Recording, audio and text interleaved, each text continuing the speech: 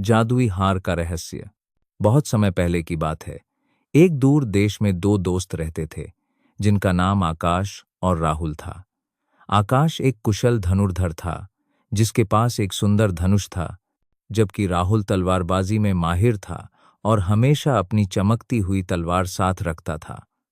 वे दोनों बहुत गरीब थे। उनके पास मामूली वस्त्र और थोड़ा भोजन ही होता था, लेकिन उनके दिल में एक दूसरे के लिए गहरा प्यार और वफादारी थी, जो उनके मुश्किल समय में उनका सहारा बनती थी। एक दिन वे घने जंगल में घूम रहे थे, जहां ऊंचे ऊंचे पेड़ थे और सूरज की रोशनी मुश्किल से मीन तक पहुंच रही थी कि उन्हें एक बूढ़ी औरत मिली।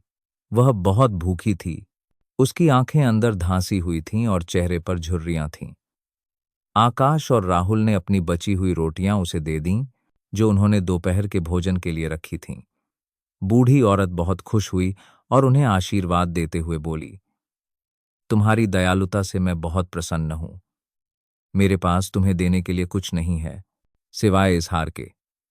उसने उन्हें एक चमकदार हार दिया। हार में एक नीले रंग का पत्थर जड़ा था, जो रात में तारों की तरह चमकता था। यह एक जादुई हार है, बूढ़ी औरत ने कहा। यह हर मुसीबत में तुम्हारी मदद करेगा। इसे हमेशा अपने पास रखना। आकाश और राहुल ने बूढ़ी औरत को धन्यवाद दिया और अपना सफर जारी रखा। हार को देखकर वे हैरान थे। राजकुमारी और राक्षस। कुछ दिनों बाद जब वे एक छोटे से गांव में पहुंचे, उन्हें पता चला कि पड़ोसी राज्य की सुंदर राजकुमारी लीला को, जिसके सुनहरे बाल और दयालु हृदय के चर्चे दूर दूर तक थे, एक भयंकर राक्षस ने अगवा कर लिया है। राक्षस बदसूरत और विशालकाय था, जिसके नुकीले दांत और डरावनी आंखें थीं।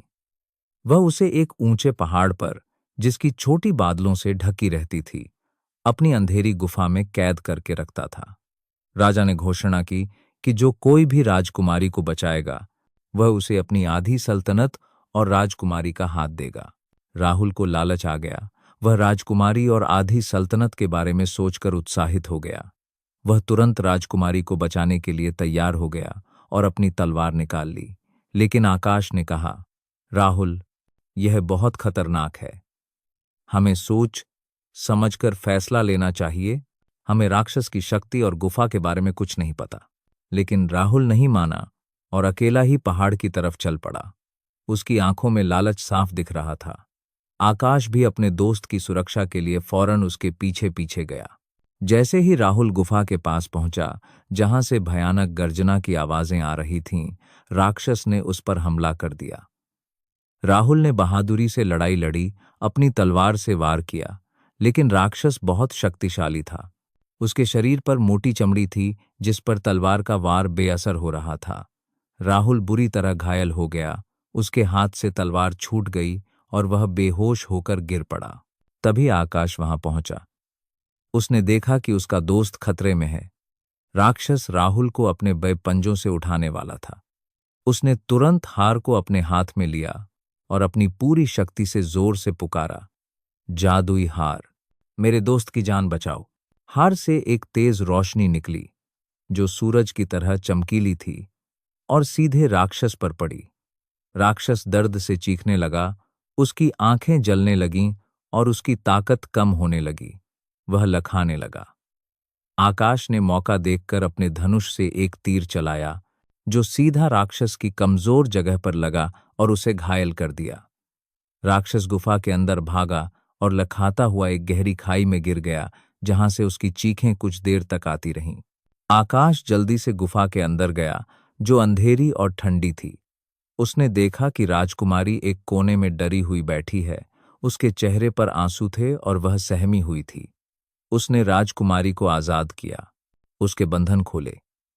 राजकुमारी ने उसे बताया कि राक्षस ने राहुल को एक जादुई जहर दिया है, जो धीरे धीरे उसकी जान ले लेगा। हार की आखिरी इच्छा। राहुल की हालत बहुत खराब थी। उसका शरीर ठंडा रहा था और सांसें धीमी हो गई थीं। राजकुमारी ने बताया कि इस जहर का असर सिर्फ एक ही चीज से खत्म हो सकता है, वह है जादुई हार। हार को पीसकर एक औषधि बनानी होगी, जिसे पीने से ही राहुल बच सकता है। आकाश के सामने एक बड़ी मुश्किल आ गई।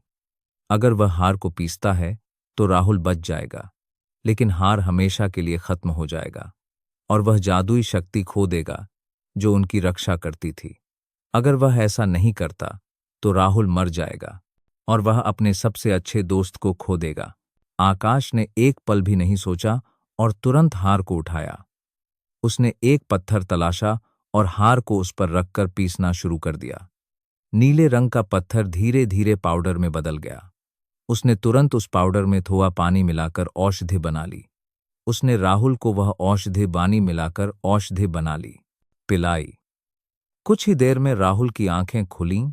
उसने कमजोर आवाज में आकाश का नाम लिया। राहुल ने देखा कि आकाश ने उसकी जान बचाने के लिए हार को खत्म कर दिया।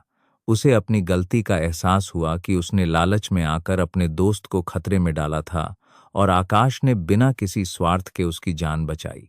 राजकुमारी और आकाश राहुल को लेकर वापस महल पहुंचे। राजा ने उनकी बहादुरी और दोस्ती देखकर बहुत खुश हुए। उन्होंने आकाश को अपना आधा राज्य और राजकुमारी का हाथ देने का प्रस्ताव रखा। राहुल ने अपनी गलती के लिए आकाश से माफी मांगी और आकाश को बधाई दी। आकाश ने राजा से कहा, महाराज, मैं यह सब अकेला नहीं कर सकता था। राहुल मेरा सच्चा दोस्त है और उसकी जान बचाना मेरा कर्तव्य था। मुझे आपका आधा राज्य नहीं चाहिए। राजा आकाश की ईमानदारी और दोस्ती देखकर और भी प्रभावित हुए। उन्होंने राहुल को भी अपने राज्य में ऊंचा पद दिया ताकि वह अपनी गलती सुधार सके और राज्य की सेवा कर सके। आखिर में आकाश ने राजकुमारी से शादी की और वे सब खुशी खुशी रहने लगे। आकाश और राहुल की दोस्ती और भी गहरी हो गई। इस कहानी से हमें यह सीख मिलती है कि सच्ची दोस्ती, त्याग और निस्वार्थ प्रेम किसी भी लालच और मुसीबत से कहीं ज्यादा बड़ी होती है और हमेशा जीतती है।